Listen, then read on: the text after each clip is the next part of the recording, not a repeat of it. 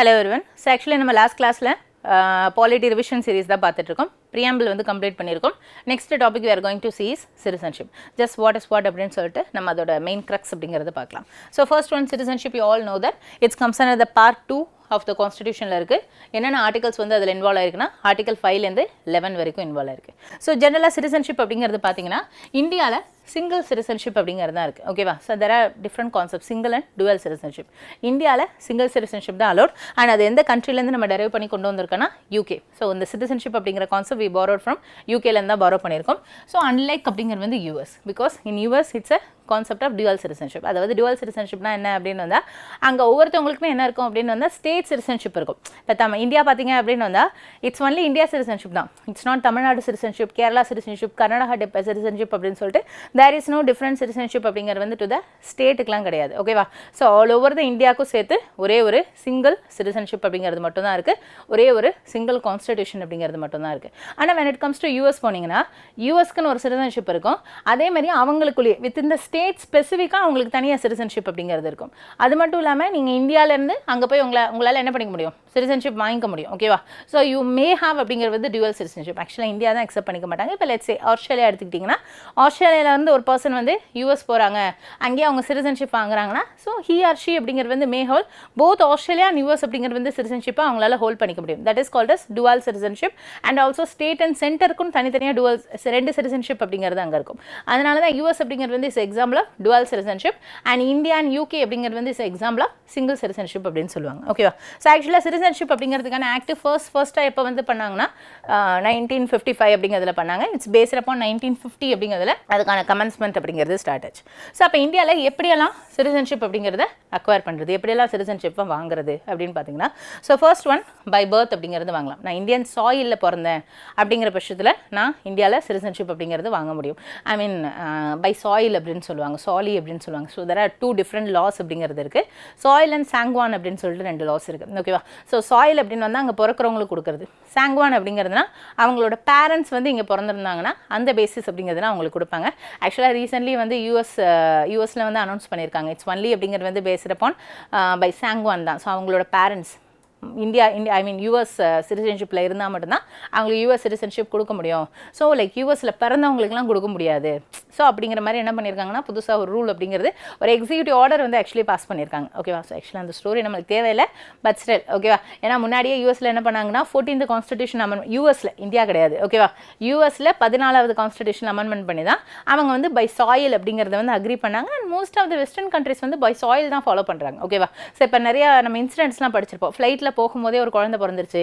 அப்போ அந்த குழந்தை வந்து இட்ஸ் லைக் 2 பார்டருக்கு நடுவில் பிறந்தா 2 கண்ட்ரியோட சிட்டிசன்ஷிப்பாக அந்த குழந்தை கிடைக்கும் அப்படிங்கிற மாதிரிலாம் நம்ம சும்மா படிச்சிருப்போம், நியூஸ் பேப்பரில் வந்து கேள்விப்பட்டிருப்போம். ஸோ ஏன்னா most of the western and European and western countries, US like அந்த மாதிரி கண்ட்ரிஸ் எல்லாருமே என்ன தான் ஃபாலோ பண்ணுறாங்கன்னா பை சாயில் அப்படிங்கிற பாலிசி அப்படிங்கிறது தான் சாலி அப்படின்னு சொல்லுவாங்க. ஸோ அந்த சாயிலில் பிறந்திருந்தாங்க அப்படின்னு வந்தால் அந்த மண்ணில் பிறந்திருந்தாங்கன்னா அவங்களுக்கு சிட்டிசன்ஷிப் கொடுத்துருவாங்க. அண்ட் யூஎஸும் அதை தான் ஃபாலோ பண்ணுது. பட் இப்போ ரீசெண்டாக டொனால்ட் ட்ரம்ப் என்ன பண்ணியிருக்காரு அப்படின்னு வந்தால் லைக் ஒரு executive order, it's not by the way of US கான்ஸ்டிடியூஷன்லாம் அமெண்ட்மெண்ட் பண்ணல, just by the executive order அப்படிங்கிறது பாஸ் பண்ணி இனிமேல் வந்து யூஎஸில் வந்து யாருக்கு மட்டும் தான் சிட்டிசன்ஷிப் கொடுப்போம்னா யூஎஸ் பேரண்ட்ஸ் இருந்தால் மட்டும்தான் அவங்களுக்கு சிட்டிசன்ஷிப் கொடுத்துப்போம், இங்கே பிறந்தாலாம் சிட்டிசன்ஷிப் கொடுக்க மாட்டோம் அப்படின்னு சொன்னேன்னா சுப்ரீம் கோர்ட் என்ன பண்ணிட்டாங்கன்னா அந்த ஆர்டரை ஸ்டே பண்ணி வச்சிருப்பாங்க. யூஎஸோட சுப்ரீம் கோர்ட், இந்தியாவோட சுப்ரீம் கோர்ட்லாம் கிடையாது. யூஎஸோட சுப்ரீம் கோர்ட் என்ன பண்ணியிருப்பாங்க அப்படின்னு வந்தால் இல்லை இட்ஸ் அகைன்ஸ்ட் ஆஃப் கான்ஸ்டிடியூஷனாக இருக்குது, அதனால் இந்த எக்ஸிக்யூட்டிவ் ஆர்டர்லாம் அக்செப்ட் பண்ணிக்க முடியாது அப்படின்னு சொல்லிட்டு அதை ஆக்சுவலாக ஹோல்ட் பண்ணி வச்சிருக்காங்க. ஆக்சுவலாக it's incident, very recent incident actually. Okay, நம்ம இந்தியா பார்க்கலாம். ஸோ அப்போ இந்தியாவில் எப்படியெல்லாம் சிட்டிசன்ஷிப் வாங்கலாம் அப்படின்னு வந்தால் ஒன்று இந்தியாவில் பிறந்திருந்தா உங்களுக்கு சிட்டிசன்ஷிப் கொடுப்பாங்க, பை பர்த் கொடுப்பாங்க, இல்லாட்டி பை டிசன்ட் கொடுப்பாங்க. அதாவது உங்களோட பேரண்ட்ஸ் வந்து இந்தியாவில் பிறந்திருக்காங்க, நீங்கள் மேபி ஒரு ஃபாரின் ட்ரிப்பு போகும்போது பிறந்துட்டீங்க, பட் உங்கள் பேரண்ட்ஸ் இந்தியாவில் தான் பிறந்திருக்காங்கன்னா நீங்கள் இந்தியாவில் சிட்டிசன்ஷிப் வாங்கிக்கலாம். ஓகேவா? பை டிசன். அதே பை ரிஜிஸ்ட்ரேஷன். ஓகேவா? இப்போ லெட்ஸ் சே நீங்களும் லைக் ஒரு ஃபாரினரை வந்து மேரேஜ் பண்ணிக்கிறீங்கன்னா அந்த ஃபாரினர் இந்தியாவில் சிட்டிசன்ஷிப் வாங்க முடியுமா அப்படின்னு கேட்டால் of course it's possible throw registration அப்படிங்கிறது மூலமாக இந்தியாவில் சிட்டிசன்ஷிப் வாங்க முடியும். And by naturalisation. ஸோ ஆக்சுவலாக நீங்கள் completely foreigner, you are not Indian கிடையாது, you are completely foreigner, born and brought up completely இன்னும் ஃபாரினில் தான் இருக்கீங்க. பட் நீங்கள் இந்தியாவில் வந்து என்ன பண்ணியிருக்கீங்க அப்படின்னு வந்தால் ஒரு 11 இயர்ஸ் வந்து ஸ்டே பண்ணியிருந்தீங்க அப்படின்னு வந்தால் அந்த பேசிஸில் நீங்கள் என்ன பண்ணிக்கலாம் அப்படின்னு வந்தால் இந்தியன் சிட்டிசன்ஷிப் அப்படிங்கிறது வாங்கிக்கலாம். ஆக்சுவலாக there is a Congress leader Sonia Gandhi ma'am இருக்காங்க இல்லையா, so like actually she is not a leader, so like she is one among them. Okay, so like அவங்க இந்தியாவில் சிட்டிசன்ஷிப் ஆக்சுவலாக ஷீஸ் அப்படிங்கிறது ஃப்ரம் இட்டாலி ஆக்சுவலி. ஓகேவா, ஸோ அவங்க இந்தியாவில் எப்படி சிட்டிசன்ஷிப் வாங்கினாங்கன்னா த்ரூ நேச்சுரலைசேஷன் அப்படிங்கிறது மூலமாக தான் வாங்கினாங்க. ஓகேவா, அவங்க completely foreign person, foreign lady, Italy person, but இந்தியாவில் அவங்க இருந்த பேசிஸை வச்சு இந்தியாவில் இருக்கிறவங்கள மேரேஜ் பண்ணாங்க, ப்ளஸ் அவங்க இந்தியாவிலேயே தான் ரெசைடும் ஆயிருந்தாங்க. ஓகேவா, ஸோ லைக் அவங்க நேரு ஃபேமிலியில் வந்து மேரேஜ் பண்ணாங்க, அந்த பேசிஸ்லேயும் அவங்க சிட்டிசன்ஷிப் அண்ட் ஆல்சோ அவங்க கம்ப்ளீட்லி நேச்சுரலைசேஷன் மூலமாக தான் வாங்கினாங்க. So foreigners residing in India for 11+ years. And one more very important thing is the recent அப்படிங்கிறது வந்து சிட்டிசன்ஷிப் அமெண்ட்மெண்ட் ஆக்ட் அப்படிங்கிறது 2019 கேள்விப்பட்டிருப்பீங்க. ஓகே, இட்ஸ் வெரி கான்ட்ரவர்ஷியல் அப்படிங்கிறது வந்து திங் ஹியர், பிகாஸ் அப்படிங்கிறது வந்து அந்த ரிலீஜியன் பேசிஸில் ஃபர்ஸ்ட் டைமாக என்ன பண்ணியிருக்காங்க அப்படின்னு வந்தால் சிட்டிசன்ஷிப் கொடுத்துட்டாங்க அப்படின்னு சொல்லிட்டு ஒரு பெரிய கான்ட்ரவர்சி கிரியேட் ஆச்சு. ஏன்னா முன்னாடியெல்லாம் நிறைய டைம் அமெண்ட்மெண்ட் பண்ணியிருக்காங்க இந்த ஆக்ட் அப்படிங்கிறத. 1955 அப்படிங்கிறதுக்கு அப்புறம் 2003 அமெண்ட்மெண்ட் பண்ணியிருக்காங்க, 2011 அமெண்ட்மெண்ட் பண்ணியிருக்காங்க. இந்த மாதிரி அரௌண்ட் ஒரு 4 times வந்து அமெண்ட்மெண்ட் பண்ணாங்க. அந்த 5th டைம் அப்படிங்கிறத 2019 அமெண்ட்மெண்ட் பண்ணாங்க. ஸோ இதுக்கு முன்னாடி பண்ண அமெண்ட்மெண்ட் எல்லாமே சம் அதர் ஃபேக்டரை பேஸ் பண்ணியிருக்கு, it's not based upon religion கிடையாது. ஆனால் இந்த சிட்டிசன்ஷிப் அமெண்ட்மெண்ட் ஆக்ட் 2019 அப்படிங்கிறதுல during the existing BJP period அப்படிங்கிறதுல வந்து பண்ண அமெண்ட்மெண்ட் ரிலீஜன் ஸ்பெசிஃபிக்காக இருக்குது. அதாவது யாருக்கு மட்டும்தான் சிட்டிசன்ஷிப் கொடுப்பாங்க, அதாவது த்ரூ நேச்சுரலைசேஷனில். ஓகேவா, தே ஆர் நாட் இந்தியன்ஸ் கிடையாது, நாட் பை பர்த்தும் கிடையாது, நாட் பை டிசென்ட்டும் கிடையாது, ஃபாரினர், ஆனால் இந்தியாவில் வந்து ஸ்டே பண்ணியிருக்காங்க. ஆக்சுவலாக இந்த சிட்டிசன்ஷிப் அமெண்ட்மெண்ட் ஆக்டில் இந்த 11+ year என்னவா ரெடியூஸ் பண்ணிட்டாங்கன்னா 5+ years அப்படிங்கிறத ரெடியூஸ் அப்படிங்கிறது பண்ணிட்டாங்க. And that too it's not applicable for எல்லாருக்கும் கிடையாது, இட்ஸ் ஒன்லி ஃபார் 3 countries மட்டும்தான். என்னென்ன கண்ட்ரி அப்படின்னு பார்த்தீங்கன்னா பாகிஸ்தான், ஆப்கானிஸ்தான் அண்ட் பங்களாதேஷ். ஸோ இந்த 3 countryக்கு மட்டும்தான் அண்ட் 6 ரிலீஜியனுக்கு. ஆனால் it does not include Muslims. So this is the biggest controversy அப்படிங்கிறது வந்து ஹியர். ஓகேவா, ஸோ முஸ்லீம்ஸை தவிர மற்ற 6 ரிலீஜனை சார்ந்தவங்களுக்கும் ஃபாரின்லேருந்து அவங்க வந்திருந்தாலும், I mean foreign means Pakistan, Afghanistan and பங்களாதேஷ்லேருந்து வந்திருந்தாலும் முஸ்லீமை தவிர மற்றவங்க எல்லாருக்கும் நாங்கள் இங்கே இந்தியன் சிட்டிசன்ஷிப் கொடுப்போம். ஸோ அந்த மற்ற 6 கேட்டகரி பார்த்தீங்கன்னா ஹிந்துயிசமாக இருக்கலாம், ஆர் கிறிஸ்டியானிட்டியாக இருக்கலாம், இல்லை புத்திசமாக இருக்கலாம், இல்லை ஜெயினிசமாக இருக்கலாம், இல்லை ஜூ பீப்புள் ஆர் ஜொராஷியன் பீப்புள் அப்படிங்கிறதா வந்து இருக்கலாம், R it can be Parsis அப்படிங்கிறதா இருக்கலாம். ஸோ இந்த 6 ரிலீஜியஸ் பீப்புள் அப்படிங்கிறதுக்கும் நாங்கள் சிட்டிசன்ஷிப் கொடுப்போம் அதர் தென் முஸ்லீம்ஸ் அப்படின்னு சொல்லிட்டு இட்ஸ் சம்திங் கான்ட்ரவர்ஷியல். ஸோ இதுவும் ஆல்ரெடி வந்து ப்ரீவியஸ் இயர் கொஸ்டின் கேட்டிருக்காங்க, 2019 வந்து அமெண்ட்மெண்ட் பண்ணாங்க. ஸோ கேட்டிருக்காங்க இந்த 6 ரிலீஜன் என்னன்னு கேட்கலாம், இல்லை இந்த 3 countries அப்படிங்கிறது வந்து என்னன்னு கேட்கலாம், இல்லை ஃபர்ஸ்ட் டைமாக ரிலீஜியன் ஸ்பேசஸில் சிட்டிசன்ஷிப்பை எந்த ஆக்டில் அமெண்ட்மெண்ட் பண்ணாங்க அப்படின்னு கேட்கலாம். ஸோ ஃபர்ஸ்ட் டைம் அமெண்ட்மெண்ட் பண்ணது அண்ட் இந்த சிட்டிசன்ஷிப் அமெண்ட்மெண்ட் ஆக்ட் 2019 அப்படிங்கிறது தான் பண்ணாங்க. So this is by the way of naturalisation. So 11 years அப்படிங்கிறது ஜஸ்ட் நீங்கள் 5 years இந்தியாவில் இருந்திருந்தாலே உங்களுக்கு நாங்கள் இந்தியன் சிட்டிசன்ஷிப் அப்படிங்கிறது வந்து கொடுத்துருவோம் அப்படின்னு சொல்லிட்டு. So last one is by incorporation of territory. இப்போ இந்தியா ஒரு டெரிட்டரியை வந்து இந்தியாவோட ஜாயின் பண்ணிக்குதுன்னு வச்சுக்கோங்களேன். இப்போ லெட்ஸே பங்களாதேஷ் இருக்குன்னா பங்களாதேஷோட ஒரு சில பகுதிகளை இந்தியா தன்னோட இணைச்சிக்குது, இந்தியன் பகுதிகளாக வந்து இணைச்சிக்குதுன்னா அங்கே இருக்கக்கூடிய பீப்புள்ஸ்க்கும் ஆட்டோமேட்டிக்காக இந்தியன் சிட்டிசன்ஷிப் அப்படிங்கிறது கொடுத்துருவாங்க.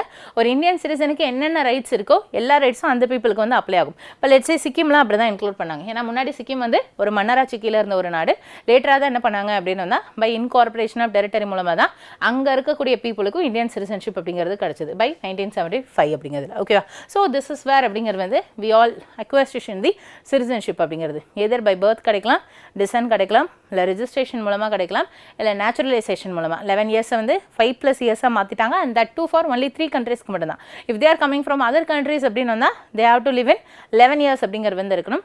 அந்த லாஸ்ட் கண்டிஷன் இஸ் அப்படிங்கிறது பை இன்கார்பரேஷன் ஆஃப் டெரிட்டரி அப்படிங்கிறது மூலமாக. அண்ட் ஆர்டிகல்ஸ் பார்த்தீங்கன்னா நான் ஆல்ரெடி சொன்ன மாதிரி 5 to 11 வரைக்கும் ஆர்டிகல் இருக்குது. ஜஸ்ட் வாட் இஸ் வாட் என்ன இருக்குது அப்படின்னு மட்டும் பார்க்கலாம். ஸோ இந்த ஆர்டிகல் 5 அப்படிங்கிறதுல வந்து என்ன கொடுத்துருக்காங்க அப்படின்னு வந்தால் 5 அப்படின்னு வந்தால் 5 for 5 ஞாபகம் வச்சுக்கோங்க. அவங்க 5 years வந்து இந்தியாவில் ரெசைடாக இருக்கணும், இல்லை இந்தியாவில் பிறந்திருக்கணும், இல்லை அவங்களோட parents means either of the parents, not both of the parents கிடையாது, எய்தர் ஆஃப் த பேரண்ட்ஸ் வந்து இந்தியன் சிட்டிசன்ஷிப் இருந்தால் அவங்களுக்கு இந்தியன் சிட்டிசன்ஷிப் அப்படிங்கிறது வந்து கொடுப்பாங்க as per the article 5. So minimum 5 years நீங்கள் இந்தியாவில் இருந்திருக்கணும். ஆர் கண்டிஷன், இது எல்லாமே ஆர் கண்டிஷன் தான். அல்லது இந்தியாவில் நீங்கள் பிறந்திருக்கணும், அல்லது உங்களோட எய்தர் ஆஃப் த பேரண்ட்ஸ் அப்படிங்கிறது இந்தியாவில் பிறந்திருக்கணும். And very important thing is either of the parents. இப்போ லெட்ஸே வந்து மம்மி வந்து இந்தியா அப்படின்னு வச்சுக்கலாம், ஐ மீன் அம்மா வந்து இந்தியாவில் வந்து பிறந்திருக்காங்க, அப்பா வந்து ஃபாரினராக இருக்காங்கன்னா தட் இஸ் அக்செப்டட். ஆனால் அப்பா வந்து என்னவா இருக்கக்கூடாது, இட் ஷுட் நாட் பி அப்படிங்கிறது இல்லீகலி இந்தியாவுக்குள்ளே வந்தவங்களாம் வந்து இருக்கக்கூடாது. ஓகேவா? ஸோ 2 பர்சனில் யாராவது ஒரு பர்சன் இந்தியன் அண்ட் இன்னொரு பர்சன் இல்லீகலாக இந்தியாவுக்குள்ளே வந்தவங்களாம் இருக்கக்கூடாது. ஸோ இது வந்து பை சப்சீக்வெண்ட் அமெண்ட்மெண்ட்ஸ் அப்படிங்கிறதுல இந்த மாதிரி சேஞ்சஸ்லாம் கொண்டு வந்தாங்க. ஏன்னா இனிஷியலாக இது எப்படி இருந்ததுன்னா போத் பேரண்ட்ஸ் இந்தியனாக இருக்கணும் அப்படின்னு இருந்தது. ஸோ அதுக்கப்புறம் எய்தர் ஆஃப் த பேரண்ட்ஸ் வந்து இந்தியனாக இருக்கணும். ஆக்சுவலாக அதுக்கப்புறம் எப்படி இருந்ததுன்னா ஒன்லி மேல் மட்டும்தான் சொல்லி கொடுத்துருந்தாங்க. அது சம்திங் மறுபடியும் கான்ட்ரவர்ஷியல் ஆச்சு. அப்புறமா தான் எய்தர் ஆஃப் த பேரண்ட்ஸ் அப்படின்னு சொல்லிட்டு அதை சேஞ்ச் பண்ணாங்க. ஓகேவா? ஸோ ஃபர்ஸ்ட் இந்த கண்டிஷன் என்னவா இருந்தது அப்படின்னு வந்தால் போத் பேரண்ட்ஸ் வந்து இந்தியன் சிட்டிசனாக இருந்தால் மட்டும்தான் உங்களுக்கும் இந்தியன் சிட்டிசன்ஷிப் கொடுப்போம் அப்படின்னு சொன்னாங்க. நெக்ஸ்ட் அது என்னவா மாற்றினாங்க அப்படின்னு வந்தால் எய்தர்னா மேன் மட்டும் ஃபாதர் மட்டும் இந்தியனாக இருக்கணும். ஃபாதர் வந்து இந்தியனாக இருந்தால் மட்டும்தான் சிட்டிசன்ஷிப் கொடுப்போம் அப்படின்னு சொன்னாங்க. அது என்ன ஃபாதர் மட்டும் ஏன் மதர் இன்க்ளூட் பண்ணக்கூடாது அப்படின்னு சொல்லிட்டு தான் அதுக்கப்புறமா தான் எய்தர் ஆஃப் த பேரண்ட்ஸ் அப்படிங்கிறது வந்து கொண்டு வந்தாங்க. அதுக்கப்புறம் அதோட சப்சீக்வெண்ட் அமெண்ட்மெண்ட் அப்படிங்கிறதுல தான் அந்த எய்தர் ஆஃப் த பேரண்ட்ஸ் அப்படிங்கிறதுல ஒருத்தவங்க இந்தியனாக இருப்பாங்க, இன்னொருத்தவங்க இல்லீகலாக என்ட்ரானவங்களா இருக்கக்கூடாது. அப்படி இன்னொருத்தவங்க இல்லீகலாக இந்தியாவுக்குள்ளே என்ட்ரானவங்களா இருந்தால் அந்த பாய்க்கோ இல்லை கேர்ள் சைல்டுக்கோ சிட்டிசன்ஷிப் கொடுக்க முடியாது. So this is what mention in article 5. எப்படியெல்லாம் இந்தியன் சிட்டிசனுக்கு சிட்டிசன்ஷிப் கிடைக்கும், 5 வருஷம் இருக்கணும், அப்படி இல்லாட்டி பர்த் இங்கே பிறந்திருக்கணும், இல்லை அவங்களோட எய்தர் ஆஃப் த பேரண்ட்ஸ் வந்து இந்தியாவில் பிறந்திருக்கணும். ஸோ நம்மளுக்கு மற்ற ஸ்டோரிலாம் வேணாம், அந்த 3 கண்டிஷன் அப்படிங்கிறது தான் இம்பார்ட்டன்ட். நெக்ஸ்ட் 6 அப்படிங்கிறது வந்து எடுத்துக்கிட்டிங்கன்னா it's based upon cut half year. Actually from Pakistan to India அப்படிங்கிறதுக்கு வராங்கன்னா அவங்களுக்கு எந்த பேசிஸ் அப்படிங்கிறதுல சிட்டிசன்ஷிப் கொடுப்பாங்க. So those who are migrated from Pakistan to India அப்படிங்கிறது வராங்கன்னா அவங்களுக்கு எந்த பேசிஸில் சிட்டிசன்ஷிப் கொடுப்பாங்க அப்படின்னு பார்த்தீங்கன்னா பாகிஸ்தான்லேருந்து இந்தியாவுக்கு வராங்க. ஸோ இந்த டேட்டுக்கு அப்புறம் அது கன்சிடரேஷன்னா ஜூலை 1948 அப்படிங்கிறது தான் கன்சிடரேஷன். ஸோ இதுக்கு முன்னாடி வந்திருக்காங்களா இல்லை அதுக்கப்புறம் வந்திருக்காங்களா, ஆஃப்டர் வந்திருக்காங்களா? ஏன்னா நம்மளுக்கு இண்டிபெண்டன்ஸ் வந்து 1947 கிடைச்சது. அண்ட் அந்த எல்லைகள்லாம் எப்போ பிரிக்க ஆரம்பிச்சாங்க அப்படின்னு வந்து அரௌண்ட் அந்த March 1 அப்படிங்கிற அந்த டேட் அப்படிங்கிறதுல தான் பிரிக்க ஆரம்பிச்சாங்க. ஓகேவா? ஸோ லைக் அதை பேஸ் பண்ணி தான் இந்த ஜூலை 19 அப்படிங்கிறது வந்து கட் ஆஃப் டேட் அப்படிங்கிறத வச்சிருக்காங்க. ஸோ அப்போ ஹியர் இட் இஸ் ஜூலை 1948 அப்படிங்கிறது தான் இட்ஸ் கட் ஆஃப் டேட். இதுக்கு முன்னாடி அவங்க இந்தியாவுக்குள்ளே வந்துட்டாங்க அப்படின்னு வந்தால் அவங்களுக்கு ஆட்டோமேட்டிக்காக வந்து என்ன பண்ணிடுவாங்க அப்படின்னு வந்தால் இந்தியன் சிட்டிசன்ஷிப் அப்படிங்கிறது கொடுத்துருவாங்க ஆட்டோமேட்டிக்லி. எந்த ஒரு கண்டிஷனும் தேவையே இல்லை.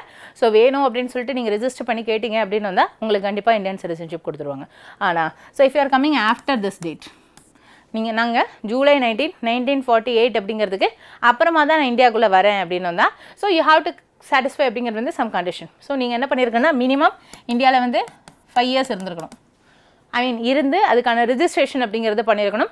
ஒரு சர்டன் நம்பர் ஆஃப் இயர்ஸ் அப்படிங்கிறது வந்து இருந்தால் மட்டும்தான் உங்களுக்கு சிட்டிசன்ஷிப் கொடுப்பாங்க, சும்மாலாம் கொடுத்துட மாட்டாங்க. ஓகேவா? ஸோ இந்த மாதிரி ஜூலை 1948 தான் கட் ஆஃப் டேட். இதுக்கு முன்னாடி வந்தவங்களா இருந்தால் ஆட்டோமேட்டிக்காக கொடுத்துருவாங்க. இதுக்கு அப்புறம் வந்தாங்க அப்படின்னு வந்தால் மினிமம் 5 இயர்ஸ் அப்படிங்கிறது அவங்க கண்டிப்பாக இருந்திருக்கணும். So this is what mention இந்த ஆர்டிகல் 6 மென்ஷன் பண்ணியிருக்காங்க. அண்ட் ஆர்டிகல் 7 வந்து என்ன மென்ஷன் பண்ணியிருக்காங்கன்னா ஸோ இந்த இடத்துல citizenship right of certain migrants to Pakistan. Actually once independence கிடச்சதுக்கப்புறம் இந்தியா பாகிஸ்தான் ஸ்ப்ளிட் ஆகுது. இந்தியாவிலேருந்து ஒரு சில பேர் என்ன பண்ணியிருப்பாங்க, பாகிஸ்தானுக்கு போயிருப்பாங்க. அங்கே போயிட்டு இல்லை எனக்கு பாகிஸ்தான் வேணான்னு திருப்பி அங்கேருந்து இங்கே வந்திருப்பாங்க. அதாவது இந்தியாவிலேருந்து பாகிஸ்தான் போய் பாகிஸ்தான்லேருந்து மறுபடியும் பேக் டு இந்தியா வராங்க. அப்படி பேக் டு இந்தியா வர்றவங்க like they have to satisfy அப்படிங்கிறது வந்து some certain condition. அதுவும் so if they are coming after March 1, 1947 அப்படிங்கிறதுக்கு அப்புறம் வராங்க அப்படின்னு வச்சுக்கோங்க. ஓகேவா? ஸோ பிகாஸ் இதுக்கப்புறமா தான் இந்தியா பாகிஸ்தான் வார் அப்படிங்கிறதுலாம் நடக்கும். ஸோ இந்த ப்ராப்ளம்லாம் அக்கர் ஆகும். அதனால் இந்த கட் ஆஃப் டேட் அப்படிங்கிறத பேஸ் பண்ணி அவங்க March 1, 1947 அப்படிங்கிறதுக்கு அப்புறம் வந்தாங்க அப்படின்னு இருந்தால் அவங்களுக்கு சிட்டிசன்ஷிப் கொடுக்க மாட்டாங்க. ஸோ சப்போஸ் லைக் அவங்க இதுக்கு இந்த பர்டிகுலர் டேட் அப்படிங்கிறதுக்கு அப்புறம் அந்த முன்னாடியே ரிஜிஸ்டர் பண்ணி வச்சுருந்தாங்க. இஃப் இட் இஸ் பாசிபிள் முன்னாடியே ரிஜிஸ்டர் பண்ணி வச்சுருப்பாங்க. There is a certain permit register பண்ணியிருந்தால் அந்த பெர்மிட்டுக்கான அந்த ரிஜிஸ்ட்ரேஷன் ஃபார்ம் மாதிரி ஒன்று கொடுத்துருப்பாங்க. அந்த ஃபார்ம் கையில் வச்சுருந்தாங்கன்னா ஆர்டிகல் 6 பேசிஸில் வந்து என்ன பண்ணுவாங்க அப்படின்னு வந்து அவங்களை அலோவ் பண்ணுவாங்க. அப்போ ஆர்டிகல் 6 பேசிஸ் அப்படிங்கிறதுனா என்ன இருக்குது, அவன் மினிமம் எத்தனை வருஷம் இருக்கணும், 5 வருஷம் இந்தியாவில் இருக்கணும். அப்போ தான் அவனுக்கு இந்தியன் சிட்டிசன்ஷிப் அப்படிங்கிறது வந்து கொடுப்பாங்க. ஜென்ரலாக நீ ஆஃப்டர் March 1, 1947 அப்படிங்கிறதுக்கு அப்புறம் வரேன்னா உனக்கு சிட்டிசன்ஷிப் கொடுக்க மாட்டாங்க. ஆனால் இதே நீ கையில் ஒரு பர்மிட் வச்சிருக்க அப்படின்னு வந்தா அப்புறம் தான் வர, பட் ஸ்டில் கையில் ஒரு பர்மிட் வச்சிருக்க அப்படின்னு வந்தால் உனக்கு ஆர்டிகல் 6 பேஸ் பண்ணி என்ன தருவாங்க அப்படின்னு வந்தால் சிட்டிசன்ஷிப் கொடுப்பாங்க. தட் இஸ் நீ மினிமம் 5 இயர்ஸ் வந்து இந்தியாவில் ஸ்டே பண்ணால் உனக்கு வந்து இந்தியன் சிட்டிசன்ஷிப் அப்படிங்கிறது வந்து கொடுப்பாங்க. So this is what mention in article 6 and 7. 6க்கும் 7க்கும் என்ன வித்தியாசம் அப்படின்னு பார்த்தீங்கன்னா டைரெக்டாக பாகிஸ்தான்லேருந்து இந்தியாவுக்கு வர்றவங்க வந்து ஆர்டிகல் 6. ஆர்டிகல் 7 வந்து இந்தியாவிலேருந்து பாகிஸ்தான் போயிட்டு மறுபடியும் ஃப்ரம் பாகிஸ்தான் டு இந்தியா அப்படிங்கிறது வராங்க. ஸோ லைக் போயிட்டு வராங்கன்னா ஆர்டிகல் 7 அப்படிங்கிறது கீழே வரும். நெக்ஸ்ட் ஒன் ஆர்டிகல் 8 அப்படிங்கிறதுல யாரை பற்றி கொடுத்துருக்காங்கன்னா OCA அண்ட் PIO பர்சன் அப்படிங்கிறத பற்றி கொடுத்துருக்காங்க. It's nothing but overseas citizen of India அப்படின்னு சொல்லுவாங்க. ஆக்சுவலாக அவங்க வந்து அவங்களோட கிராண்ட் பேரண்ட்ஸோ கிரேட் கிராண்ட் பேரண்ட்ஸ் அப்படிங்கிறதோ இந்தியாவில் பிறந்து இந்தியாவோட சுதந்திர போராட்டத்துக்காக போராடி இருப்பாங்க. அந்த டைமில் வந்து அந்த இஷ்யூஸ்லாம் போயிட்டுருக்க அந்த ஐ மீன் ஆஃப்டர் 1857 ரிவோல்ட்டாக இருக்கட்டும், சுதந்திரத்துக்கு முன்னாடி அவங்க நிறைய கண்ட்ரீஸில் போய் மேபி மைக்ரேட் ஆயிருக்கலாம். மலேசியா, ஏன்னா இந்தியாவிலேருந்து நிறைய பர்சன்ஸ் அப்படிங்கிறத வந்து ஈஸ்ட் இந்தியா கம்பெனி வந்து மைக்ரேட் பண்ணாங்க. ஈவன் கொலோனியல் பிரிட்டிஷ் ரூல் அப்படிங்கிறது வந்து நிறைய பிளேசஸ்க்கு மைக்ரேட் பண்ணாங்க. South Africa and some of them went அப்படிங்கிறது வந்து யூரோப்பியன் அண்ட் சவுத் அமெரிக்கன் கண்ட்ரீஸ்க்கு போனாங்க. ஸோ சில பேர் வந்து இந்தோனேஷியா அண்ட் மலேசியா அப்படிங்கிறது மாதிரியான கண்ட்ரிஸ், இந்த கபாலி ஃபிலிம்லாம் பார்த்துருப்பீங்க, இட்ஸ் லைக் மலேசியா மாதிரியான கண்ட்ரிஸ்க்கு போவாங்க. ஆனால் ஒரு பாயிண்ட் ஆஃப் டைம் அவங்க வந்து அங்கே ஒரு நல்ல ஒரு ஸ்டேட்டஸ் அப்படிங்கிறதுக்கு வந்திருப்பாங்க. ஓகேவா? ஸோ ஈவன் மேபி பொலிட்டீஷியனாக வந்திருக்கலாம். ஓகேவா? இந்தியாக்காக மலேசியாவிலேருந்தே போராடி இருக்கலாம், இல்லை மலேசியாவோட ஃப்ரீடத்துக்காக அவங்க போராடி இருக்கலாம். அவங்க வந்து ஒரு ரெகனைஸ்டு பொசிஷன் அப்படிங்கிறதுல வந்திருப்பாங்க. அந்த மாதிரி ஒரு சில ரெகனைஸ்டு பொசிஷன்ஸ் அப்படிங்கிறதுல வந்து இருக்கிறவங்களுக்கும் ப்ளஸ் அவங்களோட ஐ மீன் கிராண்ட் பேரண்ட்ஸ் அப்படிங்கிறதோ பேரண்ட்ஸ் அப்படிங்கிறதோ இந்திய சுதந்திர போராட்டத்துக்காக போராடி இருந்தாங்கன்னா அவங்களுக்கு என்ன ஸ்டேட்டஸ் கொடுப்பாங்கன்னா ஓசிஏ ஆர் பிஏஓ ஸ்டேட்டஸ் அப்படிங்கிறது கொடுப்பாங்க. இதை வச்சு என்ன மேம் யூஸ் இருக்குது அப்படின்னு கேட்டிங்கன்னா, இந்த ஸ்டேட்டஸ் இருந்தது ஆக்சுவலாக it's a kind of card கொடுப்பாங்க. ஓசிஏ கார்டு, பிஏஓ கார்டு அப்படின்னு சொல்லி கொடுப்பாங்க. முன்னாடி 2 டிஃப்ரெண்ட் கார்டு கொடுத்தாங்க. இப்போ இந்த ரெண்டையும் கம்பைன் பண்ணி ஒரே ஒரு ஓசிஏ கார்டு தான் கொடுக்குறாங்க. ஓகேவா? Overseas citizen of India. ஆக்சுவலாக அவங்க இந்தியன் சிட்டிசனா அப்படின்னு கேட்டால் கிடையாது. இந்த கார்டு வச்சிருந்தாலே அவங்க இந்தியன் சிட்டிசனா, இந்தியாவில் எலெக்ஷனில் நிற்க முடியுமா, ஓட்டு போட முடியுமா அப்படின்னு கேட்டிங்கன்னா அதெல்லாம் வந்து இட்ஸ் நாட் அப்படிங்கிறது வந்து பாசிபிள் ஹியர். பட் அவங்களால என்ன பண்ண முடியும் அப்படின்னு வந்தால் இந்தியாவில் லைக் லேண்ட் வாங்க முடியும், அன்லிமிட்டட் டைம் இந்தியா விசிட் பண்ண முடியும். ஓகேவா? ஸோ ஆக்சுவலாக வந்து எந்த ஒரு ஃபாரினர் இந்தியா வந்தாலுமே ஒரு ரிஜிஸ்ட்ரி அப்படிங்கிறது வந்து இருக்கும். அந்த ரிஜிஸ்ட்ரியில் வந்து அவங்க என்ட்ரி பண்ணிவிட்டு எத்தனை டேஸில் போகிறாங்க, எத்தனை டேஸில் ரிட்டர்ன் வராங்க, அவங்க எங்கெங்கே போகிறாங்க, அதை பற்றின கம்ப்ளீட் டீட்டெயில் அப்படிங்கிறது வந்து கொடுக்குற மாதிரி இருக்கும். I mean there is registration department அப்படிங்கிறது வந்து இருக்கும். எம்பசியில் வந்து டீட்டெயில்ஸ் சொல்கிற மாதிரி இருக்கும். ஆனால் இந்த ஓசிஏ கார்டு வச்சுருந்தீங்க அப்படின்னு வந்தால் நீங்கள் அந்த மாதிரி எந்த ஒரு டீட்டெயில்ஸ் அப்படிங்கிறதும் கொடுக்கணும் அப்படின்ற அவசியம் இல்லை. And any number of times அப்படிங்கிறது நீங்கள் இந்தியாவுக்கு வந்துக்கலாம். எவ்வளோ நாள் வேணாலும் இங்கே ஸ்டே பண்ணிக்கலாம். யாரும் உங்களுக்கு கொஸ்டினே கேட்கவே மாட்டாங்க. ஓகேவா? It's like unlimited. ஈவன் நீங்கள் வீசா கூட எடுக்கணும்னு அவசியம் இல்லை. ஓகேவா? ஸோ ஜென்ரலாக ஃபாரினர் இந்தியாவுக்கு வந்தால் வீசா எடுப்பாங்க. ஓகேவா? டிக்கெட் எடுத்துகிட்டு வீசா கண்டிப்பாக எடுக்கணும். ஸோ அந்த வீசா இவங்களாம் எடுக்கணும்னு அவசியம் கிடையாது. Just by using this OCI card இந்தியாவில் எனி நம்பர் ஆஃப் இயர்ஸ் அப்படிங்கிறது வந்து நீங்கள் ஸ்டே பண்ணலாம். ஓகேவா? ஸோ அண்ட் இந்தியாவில் வந்து நீங்கள் லேண்டு வாங்க முடியும், இந்தியாவில் வந்து இருக்கக்கூடிய எந்த ஒரு ப்ராப்பர்ட்டி எல்லாத்தையும் வாங்க முடியும். பட் எக்ஸப்ட் எதை வாங்க முடியாது அப்படின்னு வந்து அக்ரிகல்ச்சர் லேண்டை உங்களால் வாங்க முடியாது. மேபி இந்தியாவில் நீங்கள் பிஸ்னஸ் கூட பண்ணலாம். ஆனால் இந்தியாவில் உங்களால் என்ன பண்ண முடியாது அப்படின்னு வந்தால் எந்த ஒரு அக்ரிகல்ச்சர் லேண்டு வாங்க முடியாது, ஓட்டு போட முடியாது, எலெக்ஷனில் பார்ட்டிசிபேட் பண்ண முடியாது. மற்றபடி ஜென்ரலாக சிட்டிசனுக்கு இருக்கக்கூடிய மோஸ்ட் ஆஃப் த ரைட்ஸ் அப்படிங்கிறது உங்களுக்கு அப்ளை ஆகும். ஸோ நிறைய ப்ரிவிலேஜஸ் அப்படிங்கிறது வந்து உங்களுக்கு வந்து அப்ளை ஆகும். So that is called OCI card. So அதை பற்றி ஆர்டிகல் 8 அப்படிங்கிறதுல மென்ஷன் பண்ணியிருக்காங்க. And they are not a citizen even though name overseas citizen of India. வெளிநாட்டு வாழ் இந்தியர்கள் அப்படிங்கிற பேர் இருந்தாலும் அவங்க இந்தியர்கள் கிடையாது. இந்தியன் சிட்டிசன்ஷிப் அவங்களுக்கு கிடையாது. ஸோ பேரில் வேணால் அப்படி இருக்கலாம், மீன் ஆகலாம். பட் அவங்க இந்தியன் சிட்டிசன்ஷிப் கிடையாது. மேபி ஈஸியாக ஆப்ஷனில் கொடுத்துருவாங்க. ஓவர்சீஸ் சிட்டிசன் ஆஃப் இந்தியா அப்படிங்கிறது வந்து ஆர் சிட்டிசன்ஸ் ஆஃப் இந்தியா அப்படின்னு கொடுத்துருவாங்க. It look like correct statement, but actually it's a wrong statement. ஓகேவா? So this is not correct. Article 9 அப்படிங்கிறதுல பார்த்தீங்கன்னா, so persons voluntarily acquiring the citizenship of the foreign state not to be Indian citizen. அதாவது Indian citizenship அப்படிங்கிறத வந்து எப்படியெல்லாம் loose பண்ணுவாங்க. இப்போ நான் இந்தியன் சிட்டிசனாக இருக்குன்னா என்னோட சிட்டிசன்ஷிப்பை நான் எப்படியெல்லாம் இழக்கிறதுக்கான வாய்ப்புகள் இருக்குது அப்படிங்கிறது தான் ஆர்டிகல் 9 அப்படிங்கிறதுல கொடுத்துருக்காங்க. So actually there are 3 ways இருக்குது. ரெனன்சியேஷன், டெர்மினேஷன் அண்ட் டெப்ரைவேஷன் அப்படின்னு சொல்லிட்டு 3 ways அப்படிங்கிறது வந்து இருக்குது. ஸோ ஃபர்ஸ்ட் ரெனன்சியேஷன்னா என்ன அப்படின்னு இருந்தால், இப்போ நான் வந்து இந்தியாவில் எந்த ஒரு இன்ஃபார்மும் பண்ணவே இல்லை, டேரெக்டாக யூஎஸில் வந்து க்ரீன் கார்டு வாங்கிட்டு செட்டில் ஆகிட்டேன்னு வச்சுக்கோங்க. ஸோ எனக்கு இந்தியா சிட்டிசன்ஷிப் அப்படிங்கிறது வேண்டாம், நான் கம்ப்ளீட்டாக போய் யூஎஸ்லேயோ இல்லை யூகேலேயோ போய் செட்டில் ஆயிடுறேன் அப்படின்னு சொல்லிட்டு நான் எழுதி கொடுத்துட்டு போயிட்டேன் அப்படின்னு வச்சுக்கோங்க. That is called as renunciation of citizenship. So நானே எனக்கு இந்தியன் சிட்டிசன் வேணான்னு எழுதி கொடுத்துட்டேன். ஸோ அந்த பேசிஸில் என்னோட இந்தியன் சிட்டிசன்ஷிப்பை அவங்க கேன்சல் பண்ணிடுவாங்க. So that is called as renunciation. Termination அப்படிங்கிறதுனா என்ன அப்படின்னு வந்தால், இப்போ நான் இங்கே எதுவுமே இன்ஃபர்மேஷன் எழுதி கொடுக்கல, ஆனால் டேரெக்டாக போய் யூஎஸ்லேயோ யூகேலேயோ துபாயிலையோ போய் சிட்டிசன்ஷிப் வாங்கிட்டு செட்டில் ஆகிட்டேன்னு வச்சுக்கோங்களேன். அந்த எம்பசிஸ்லேருந்து என்ன பண்ணுவாங்க அப்படின்னு வந்தால் இங்கே இன்ஃபர்மேஷன் கொடுப்பாங்க. பேஸ்ட் ஆன் தட் இந்தியா வந்து என்ன பண்ணுவாங்க, ஐ மீன் இந்தியானோட அந்த migration department, there is authority is called register ஜெனரல்னு ஒருத்தர் இருப்பார். ஓகேவா? ரெஜிஸ்டர் ஜெனரல் அப்படின்னு சொல்லிட்டு ஒரு அத்தாரிட்டி இருப்பார். அவர் தான் என்ன பண்ணுவார்னா என்னோட இந்தியன் சிட்டிசன்ஷிப்பை டெர்மினேட் பண்ணிடுவாங்க. ஓகேவா? ஸோ என்னோட இந்தியன் சிட்டிசன்ஷிப்பை கேன்சல் பண்ணிடுவாங்க. ஒன்று நானே வேணான்னு எழுதி கொடுத்துட்டு போகிறது ரெனன்சியேஷன். அதே அவங்களே வந்து என்னோட சிட்டிசன்ஷிப்பை டெர்மினேட் பண்ணுறது, கேன்சல் பண்ணுறதுங்கிறது டெர்மினேஷன். அதுக்கும் இதுக்கும் வித்தியாசம் இருக்குது. அந்த last one is deprivation of அப்படிங்கிறது இந்தியன் சிட்டிசன்ஷிப். அதாவது இந்தியாவோட சிட்டிசன்ஷிப் அப்படிங்கிறது இழத்தல் அப்படின்னு சொல்லுவாங்க, டிப்ரைவ் பண்ணுறது அப்படின்னு சொல்லுவாங்க. இப்போ லெட்ஸே வந்து நான் பாகிஸ்தானுக்கோ இல்லை அதர் கண்ட்ரிக்கோ ஸ்பையாக ஒர்க் ஆகிறேன், ஏதோ ஒரு ஃப்ராடான வேலை பார்த்து தான் நான் இந்தியாவில் சிட்டிசன்ஷிப் வாங்கியிருக்கேன். ஸோ இல்லை நான் லைக் ஸ்லீப்பர் செல்லாம் சொல்லுவாங்க இல்லையா, ஸோ ஸ்லீப்பர் செல்லாக இருக்கேன். ஸோ லைக் இந்த மாதிரி பேசிஸில் வந்து நான் இருந்தேன் அப்படின்னு வந்தால் கவர்மெண்ட்டே என்ன பண்ண முடியும் அப்படின்னு வந்தால் என்னோட இந்தியன் சிட்டிசன்ஷிப்பை கம்ப்ளீட்டாக கேன்சல் பண்ண முடியும். ஓகேவா? It's also kind of cancelisation. But இது வந்து டிப்ரைவேஷன். நான் என்னோட இந்தியன் சிட்டிசன்ஷிப் அப்படிங்கிறத இழந்துட்டேன் அப்படின்னு சொல்லுவாங்க. ஓகேவா? இந்த 3 டேர்முக்கு வித்தியாசம் இருக்குது. இதை பற்றி தான் இதில் மென்ஷன் பண்ணியிருக்காங்கன்னா ஆர்டிகல் 9ல் மென்ஷன் பண்ணியிருக்காங்க. அண்ட் ஆர்டிகல் 10 பார்த்தீங்கன்னா இந்தியன் சிட்டிசன்ஸ் எல்லாருக்குமே என்ன இருக்குது அப்படின்னு வந்தால் ரைட்ஸ் அப்படிங்கிறது இருக்குது. ஸோ இந்தியன்ஸ்க்கு இருக்க வேண்டிய there are certain fundamental rights அப்படிங்கிறது வந்து இருக்குது, ஃபண்டமெண்டல் டியூட்டிஸ் அப்படிங்கிறது வந்து இருக்குது, கான்ஸ்டிடியூஷனல் ரைட்ஸ் அப்படிங்கிறது இருக்குது, ஹியூமன் ரைட்ஸ் அப்படிங்கிறது இருக்குது. இந்த மாதிரி டிஃப்ரெண்ட் செட் ஆஃப் ரைட்ஸ் அப்படிங்கிறது நம்மளுக்கு இருக்குது. So that is what's mention அப்படிங்கிறது வந்து ஆர்டிகல் 10ல் கொடுத்துருக்காங்க. அண்ட் 11ல் என்ன கொடுத்துருக்காங்கன்னா பவர் ஆஃப் பார்லிமெண்ட் அப்படிங்கிறத பற்றி கொடுத்துருக்காங்க. ஸோ பார்லிமெண்ட் நினச்சா சிட்டிசன்ஷிப் ஆக்டை எனி நம்பர் ஆஃப் டைம்ஸ் என்ன பண்ண முடியும்? அமெண்ட்மெண்ட் பண்ண முடியும். அஃப்கோர்ஸ் அமெண்ட்மெண்ட் பண்ணியிருக்காங்க. இப்போ கூட பார்த்தோம் ரீசெண்டாக 2019 அமெண்ட்மெண்ட் அப்படிங்கிறது பார்த்தோம் with respect to that. And Overseas citizen நம்ம ஆல்ரெடி பார்த்தாச்சு. இது 2005 அப்படிங்கிறதுல அமெண்ட்மெண்ட் அப்படிங்கிறது பண்ணாங்க. ஆனால் இவங்களால என்ன பண்ண முடியாது? ஓட்டிங் பண்ண முடியாது. பொலிட்டிக்கல் ரைட்ஸ்லாம் அவங்களுக்கு கிடையாது. எலெக்ஷன்லாம் பார்ட்டிசிபேட் பண்ண முடியாது. பட் அவங்க இந்தியாவில் any number of time visit பண்ணிக்கலாம், எந்த பிளேஸ்க்கு வேணாலும் போகலாம். Other than restricted places. Even இந்தியாவிலே there are some restricted people. இந்தியானாலே அங்கே உள்ளே போக முடியாது. ஓகேவா? If you are taking like Arunachal Pradesh, Nagaland, இந்த மாதிரி ஏரியாஸ்லாம் பார்த்தீங்கன்னா நீங்கள் இன்னர் லைன் பர்மிட்னு சொல்லுவாங்க. இந்தியனாகவே இருந்தாலும் நீங்கள் அந்த இடத்துக்குலாம் போகணுன்னா இன்னர் லைன் பர்மிட் தான் வாங்கிட்டு போகிற மாதிரி இருக்கும். அதே நிக்கோபார்லலாம் பார்த்தீங்கன்னா அந்தமான் நிக்கோபார்லலாம் ஒரு சில தீவு இருக்கும். ரொம்ப ரொம்ப அப்ஒரிஜினல் ட்ரைபல் பீப்புள் அப்படின்னு சொல்லுவாங்க. ரொம்ப பழங்கால ட்ரைபல் பீப்புள்ஸ் அப்படின்னு சொல்லுவாங்க. அவங்களாம் அங்கே வாழ்ந்துட்டு இருப்பாங்க. அவங்க மனுஷங்களை நம்மள மாதிரி லைக் ஒரு அர்பன் பீப்புள்ஸ்லாம் பார்த்ததே கிடையாது. ஓகேவா? இல்லை லைக் ஓரளவு டெவலப் பண்ண பீப்புள்ஸ் பார்த்ததே இல்லை. ஸோ லைக் நம்ம ஏதோ த்ரெட் பண்ண வராங்க, நம்மளை ஏதோ கொலை பண்ண வராங்கன்னு நினச்சிட்டு அவங்க அதுக்கு முன்னாடி உங்களை போட்டு தள்ளிடுறாங்க. ஸோ இந்த மாதிரி there are some aboriginal tribal people. அவங்களுக்காக இந்த மாதிரி there are some restricted areas அப்படிங்கிறது இருக்குது. அங்கே போனோன்னா ஹவ் டு கெட் அப்படிங்கிறது சம் பெர்மிஷன் அப்படிங்கிறது வாங்கணும். எந்த மினிஸ்ட்ரிலேருந்து வாங்கணும்? Any idea?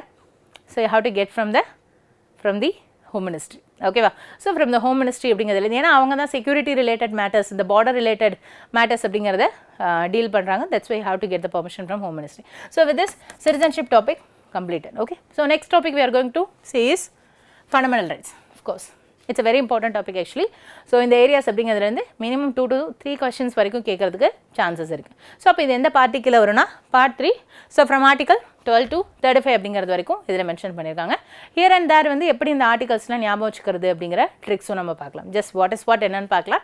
ஹியர் அண்ட் தேர் அப்படிங்கிறது அதுக்கான ட்ரிக்ஸ் அப்படிங்கிறத நம்ம பார்க்கலாம். லைக் பிரியாம்பிள் ட்ரிக்ஸ் பார்த்தோம் இல்லையா, அதே மாதிரி தெர் ஆர் சம் ட்ரிக்ஸ் அப்படிங்கிறது பார்க்கலாம்.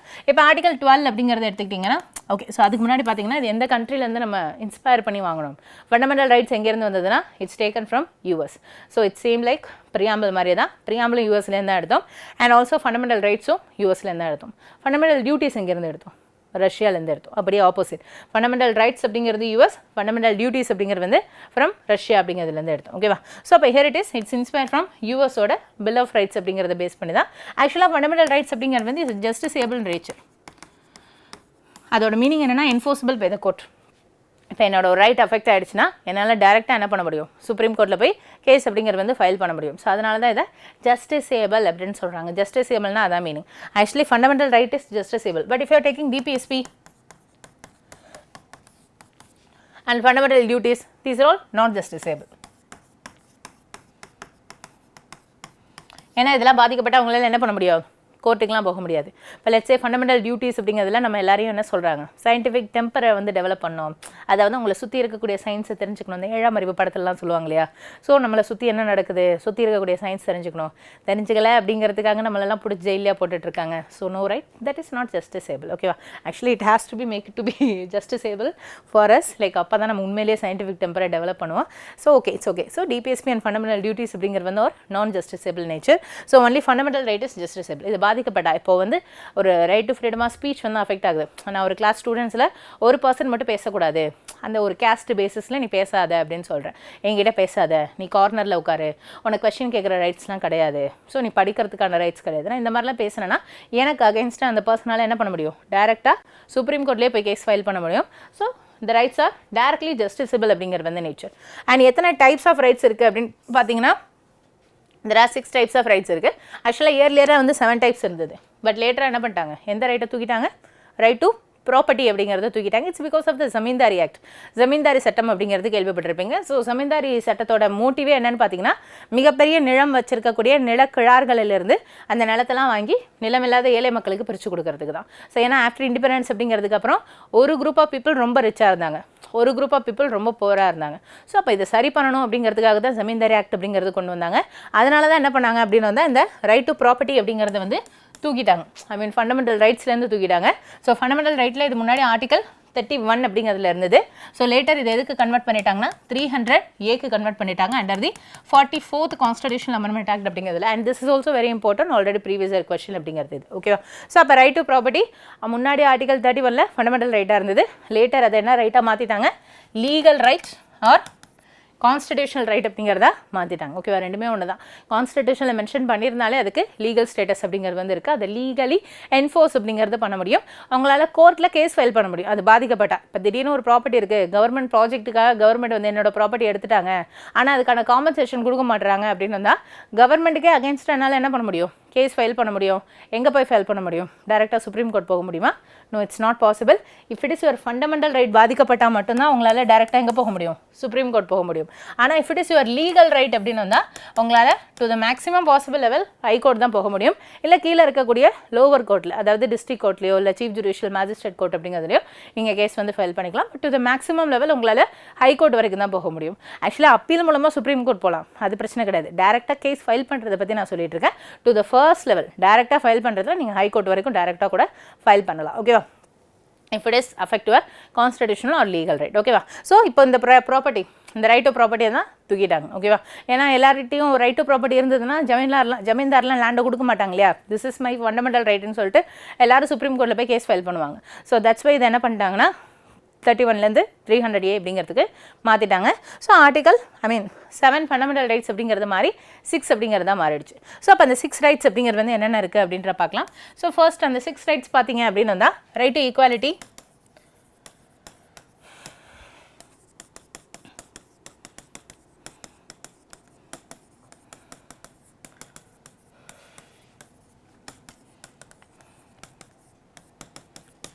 ஓகே. ஸோ ப்ராட்லி இதுதான் வந்து அந்த 6 ரைட்ஸ். ஃபர்ஸ்ட் ஒன் எல்லாருக்குமே ரைட் டு ஈக்குவாலிட்டி இருக்குது, ஆர்டிகல் 14 to 18 அப்படிங்கிறதுல சொல்லியிருக்காங்க.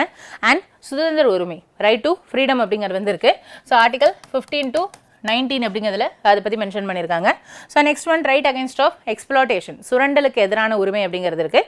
அது ஆர்டிகல் 23, 24 அப்படிங்கிறதுல மென்ஷன் பண்ணியிருக்காங்க. அண்ட் எல்லாருக்குமே right to freedom of religion அப்படிங்கிறது இருக்குது, 25 28 வரைக்கும் இருக்குது. And cultural and educational rights அப்படின்னு சொல்லுவாங்க, கலாச்சார மற்றும் கல்வி உரிமைகள் அப்படின்னு சொல்லுவாங்க. ஸோ அது வந்து 29, 30 அப்படிங்கிறதுல இருக்குது. நான் ஆல்ரெடி சொன்ன மாதிரி 31 தூக்கிட்டாங்க. ஸோ கான்ஸ்டிடியூஷனல் ரெமெடிஸ் அப்படிங்கிறது ஆர்டிகல் 32 வந்து இருக்குது. இந்த ரைட்ஸ்லாம் பாதிக்கப்பட்ட சுப்ரீம் கோர்ட்டுக்கு போகிறீங்க இல்லையா, அங்கே போய் எப்படி அப்ரோச் பண்ணுறது, ஸோ என்னென்ன மாதிரி வகையில் ரிட் பெட்டிஷன் அப்படிங்கிறது வந்து ஃபைல் பண்ணுறது, என்னென்ன டைப்ஸ் ஆஃப் ரிட் பெட்டிஷன் இருக்குது அப்படிங்கிறத பற்றி தான் ஆர்டிகல் 32 அப்படிங்கிறதுல வந்து கான்ஸ்டிடியூஷனல் ரெமெடிஸ் அப்படின்னு கொடுத்துருக்காங்க. ஓகேவா? ஸோ லைக் இந்த ரைட்ஸ் அப்படிங்கிறத பற்றி ஜஸ்ட் ஸ்பாட் அப்படின்னு பார்க்கலாம். அண்ட் வித் சம் ட்ரிக்ஸ் அப்படிங்கிறது வந்து இஃப் யூ வாண்ட் மீன்ஸ் அப்படிங்கிறது we can see அப்படிங்கிறது வந்து சம் ஆஃப் த ட்ரிக்ஸ் அப்படிங்கிறத பார்க்கலாம். So first we start from right to equality அப்படிங்கிறத பார்க்கலாம். ஸோ ரைட் டு ஈக்குவாலிட்டி அப்படிங்கிறதுல ஆர்டிகல் 14, 15, 16, 17, 18. ஸோ 14ல் என்ன சொல்லியிருக்காங்கன்னா சட்டத்தின் முன் அனைவரும் சமம். So like equality before law and equal protection of law, சட்டம் அனைவரையும் சமமான முறையில் பாதுகாப்பு அளிக்கிறது அப்படின்னு சொல்லியிருக்காங்க. அதாவது இன் ஃப்ரண்ட் ஆஃப் த லா அப்படிங்கிறது வந்து எல்லாருமே சேம் தான். ஸோ லா வந்து எல்லாரையும் சேமாக தான் பார்க்குது. நீ ரிச் வந்து ஒரு மர்டர் பண்ணாலும் சரி, புவர் வந்து ஒரு மர்டர் பண்ணாலும் சரி, ரெண்டு பேருக்குமே சேம் பனிஷ்மெண்ட் தான். ஸோ லாக்கு முன்னாடி எல்லாருமே சமம் தான். ஆனால் ஈக்குவல் ப்ரொடெக்ஷன் ஆஃப் லா, எல்லாரையும் லாவை அல்ல கோர்ட்டை வந்து ஈக்குவலான மேனரில் எக்ஸஸ் பண்ண முடியுதா அப்படின்னு கேட்டால் கிடையாது. பிகாஸ் இன் இந்தியா ஜஸ்டிஸ் அப்படிங்கிறது வந்து it's not free of cost கிடையாது. So we have to pay something. ஓகேவா? ஸோ அது ரிச் பீப்புளால் பே பண்ண முடியும். இங்கேருந்து ஒருத்தன் சுப்ரீம் கோர்ட்டுக்கு போய் அப்பீல் பண்ணணும்னு நினச்சா ரிச் பர்சனால் அப்பீல் பண்ண முடியும். ஒருத்தன் வந்து மெட்ராஸ் ஹைகோர்ட்டில் இருக்கான், டெல்லி சுப்ரீம் கோர்ட் போகணும் அப்படின்னு வந்தால் அங்கே போய் நான் ஸ்டே பண்ணணும், அங்கே போய் நான் அகாமடேட் அப்படிங்கிறது பண்ணணும். ஸோ முடிகிறவன் என்ன பண்ணுறான் அப்படின்னு வந்தால் மேலே போய் ஸ்டே அண்ட் அகாமடேஷன் அப்படிங்கிறது பண்ணுறாங்க. ஸோ பட் சம்மோன் அப்படிங்கிறது இஸ் புவர் அப்படின்னு வந்தால் அவனால் என்ன பண்ண முடியாது, அந்த டிரான்ஸ்போர்ட்டேஷன் காஸ்ட்டையோ அங்கே இருக்கக்கூடிய அகாமடேஷன் அப்படிங்கிறதோ பியர் பண்ண முடியாது. ஓகேவா? ஸோ லைக் இந்த மாதிரி இட்ஸ் நாட் அப்படிங்கிறது வந்து ஈக்குவல் அப்படிங்கிறது வந்து ஹியர். ஸோ அதை ஈக்குவலாக கொண்டு வரதுக்காக தான் there is some concept called free legal eight poor அப்படின்னு சொல்லுவீங்க. ஐ மீன் இலவச சட்ட உதவி அப்படிங்கிற ஒரு விஷயம் அப்படிங்கிறது கேள்விப்பட்டிருப்பீங்க. அந்த இலவச சட்ட உதவி புவர் பீப்புளுக்கு மட்டும் கொடுப்பாங்க. ஸோ அப்போ இந்த இடத்துல this is called as equity. Equality வேறு, ஈக்விட்டி அப்படிங்கிறது வேறு. சட்டத்தின் முன் அனைவரும் சமம் அப்படிங்கிறது ஈக்குவாலிட்டி. ஆனால் சட்டம் அப்படிங்கிறத அணுகிறதுக்கான முறை ஈக்விட்டி அப்படிங்கிறது. ஓகேவா? So with this we wind up this topic here. So like we will continue the session. So like upcoming sessions அப்படிங்கிறதுல நம்ம கண்டினியூ பண்ணோம். Thank you to all.